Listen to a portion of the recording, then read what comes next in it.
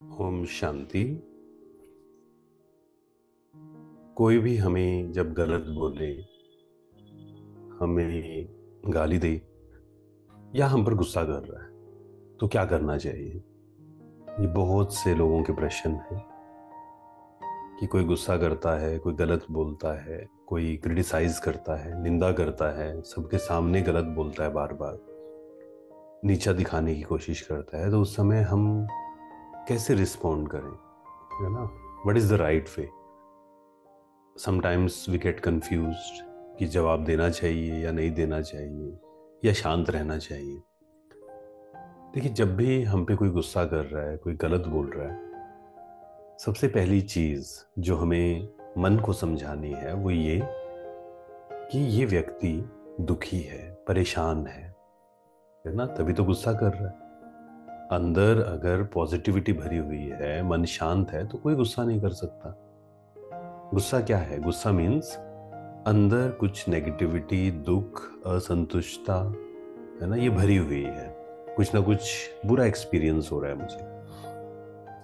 तो जब भी आप पर कोई गुस्सा करता है, कोई गलत बोलता है, कोई निंदा करता है, कोई आपके बारे में गलत फैला रहा है, तो पहले तो ये समझना चाहिए कि वो आत्मा परेशान है, दुखी है, खाली है, उसकी बैटरी डिस्चार्ज है। तो उस पर रहम आएगा ना, रहम भाव। तो रहम भाव होने से क्या होगा? ऑटोमेटिक हमारे वाइब्रेशंस चेंज हो जाएंगे। एक है, किसी ने हम पे गुस्सा किया और हम हर्ट हो गए, दुखी हो गए। हो सकता है हम सामने गुस्सा नहीं कर रहे, लेकिन अंदर से दुखी हैं। वो सहन शक्ति नहीं है। हमें यहाँ पर पावर टू टॉलरेंस यूज करनी पड़ेगी। सहन शक्ति का मतलब समझना पड़ेगा। सहन शक्ति का मतलब ये नहीं है कि कोई हमें गलत बोल रहा है और हम अंदर से तो अशांत हैं, बाहर से कुछ नहीं बोल रहे हैं। किसी भी कारण से हो सकता है कि वो हमसे बड़े हैं, या हम फाइनेंशियली उन पे डिपेंडेंट हैं, इसलिए हम जवाब नहीं दे रहे हैं। बट सहन शक्ति मीन्स इंटरनली आप शांत हैं या नहीं, अंदर से आपने एक्सेप्ट किया है या नहीं किया। तो जब हम रहम करते हैं, जब हमें समझ आता है कि ये व्यक्ति खुद परेशान है, दुखी है, और परवश है, उसको बोलते हैं परवश, है ना, मतलब संस्कारों के वश है, और तो रहम आना शुरू हो जाएगा, तो ऑटोमेटिक हर्ट होना हम बंद हो जाएंगे। और इसके लिए मन को बार बार समझाना कि हर आत्मा का पार्ट अपना अपना है। हम सब एक्टर्स, हम सब आत्माएं अपनी अपनी यात्रा पर हैं। सबके संस्कार अलग अलग हैं, सबका बोलने का ढंग अलग है, सब अलग अलग फील कर रहे हैं। और जो अंदर दुखी है, वो बाहर गुस्से के रूप में, गलत लैंग्वेज के रूप में आना ही है वो बात।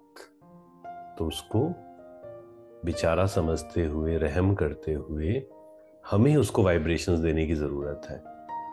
तो कैसे उसको चेंज करें, है ना, ये भी प्रश्न उठता है कि अच्छा, फिर हम सहन करते रहें, और कब तक सहन करें, उसको कैसे चेंज कर सकते हैं? एक है शब्दों से किसी को समझाना, दूसरा है मन से किसी को मैसेज देना। दोनों में बहुत फर्क है। तो आप इसको प्रैक्टिस करके देखें, खुद एक्सपेरिमेंट करें, खुद एक्सपीरियंस करें। अभी एकदम से यस और नो नहीं सोचना है, होगा नहीं होगा, गलत है सही है। आप 1 मंथ उनको सुबह उठते ही, अगर ब्रह्म मुहूर्त के समय करेंगे तो बहुत अच्छा है, और सुबह उठते ही उनको आप ओरिजिनल स्वरूप में देखिए कि ये शांत स्वरूप आत्मा है, शक्तिशाली आत्मा है, बहुत अच्छी है, बहुत डिवाइन है, उनका मन बहुत प्योर है। तो जब हम ये वाइब्रेशंस उनको भेजते हैं, मतलब मन से हम थॉट्स क्रिएट करते हैं, तो आप देखेंगे उनके अंदर चेंजेस आने शुरू हो जाएंगे। एक दिन में नहीं आएंगे, 1 घंटे में नहीं आएंगे। ये नहीं कि हम पॉजिटिव वाइब्रेशंस देने शुरू किए, अच्छा सोचना शुरू किया, और हम कह रहे हैं इनके अंदर तो चेंज ही नहीं आ रहा है। It will take some time, right? तो हमें देते जाना है। और सबसे फायदा क्या है? जब हम प्योर वाइब्रेशंस देंगे, सबसे पहले हमें मिलेंगे। ये तो हम सोचते हैं ना, हमारा क्या फायदा है इसमें? हमारा यही फायदा है कि सबसे पहले हमें ही वो वाइब्रेशंस मिलेंगे। जब हम सामने वाले को वाइब्रेशंस भेजते हैं, तो हमें सबसे पहले वो मिलते हैं। और वो धीरे धीरे धीरे जरूर चेंज आएगा। और अगेन, ऐसा नहीं है कि वो आत्मा बिल्कुल ही बदल जाएगी, बट हमारे प्रति उनका अगर नेगेटिव था, हमारे प्योर वाइब्रेशंस उस नेगेटिविटी को चेंज करेंगे। तो ये एक्सपेरिमेंट करें।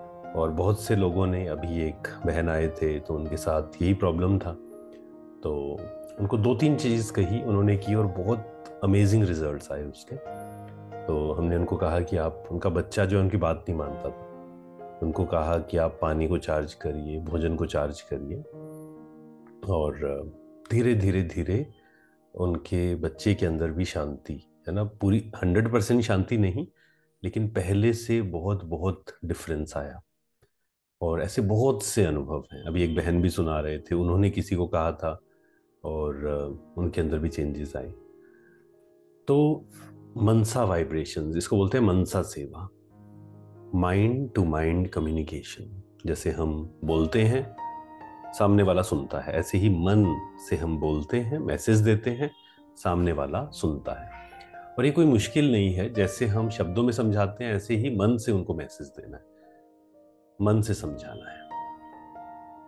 तो कोई भी गलत बोलता है, गुस्सा करता है, तो ऐसा नहीं कि हम गुस्सा हो जाएं, लेकिन ऐसा नहीं कि बाहर से तो गुस्सा नहीं हो रहे, अंदर बहुत दुखी है, परेशान है, सप्रेशन भी नहीं करना है।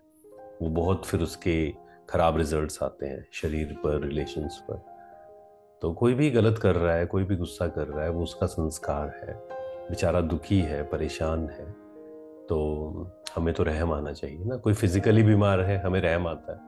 कोई इमोशनली बीमार है तो भी उस पर रहम आना चाहिए। हर्ट होने की बात नहीं है इसमें।